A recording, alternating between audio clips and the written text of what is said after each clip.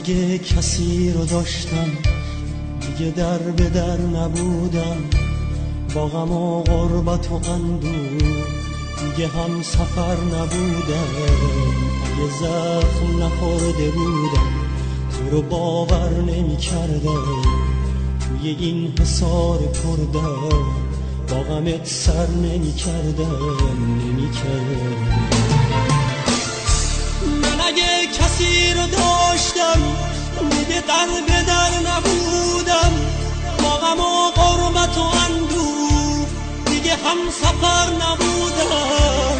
اگه زخم نخورده بودم تو رو باور نمی کردم، توی این حصار پردم با غمت سر نمی کردم.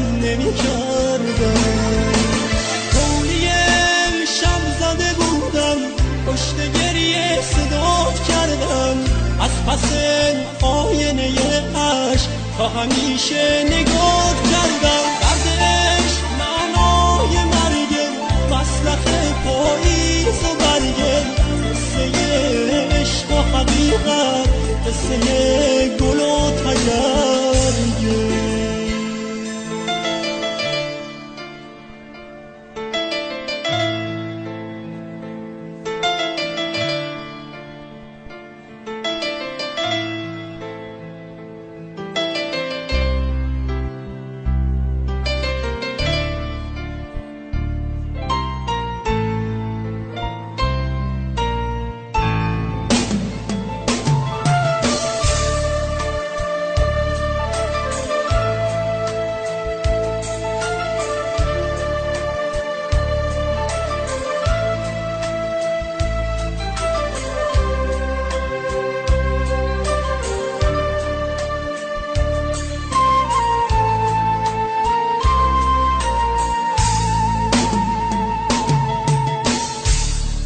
دردم درد تو بود، درد دور از من و ما بود، شکل تنهایی و غربت سرنوشت آدما بود.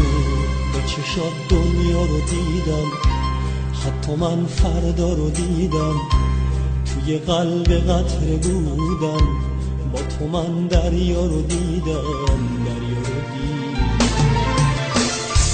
آخه دردم درد تو بود، درد دور از من و ما بود، شکل تنهایی و غربت سرنوشت آدما بود.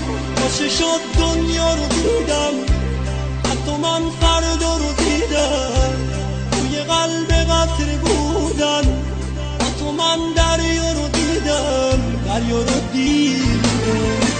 تولی شب زده بودم پشت گریه صدات کردم، از پس آینه عشق تا همیشه نگات کردم. درد عشق معنای مرگه، مسلخ پاییز و برگه، قصه عشق و حقیقت، قصه گل و تگرگه.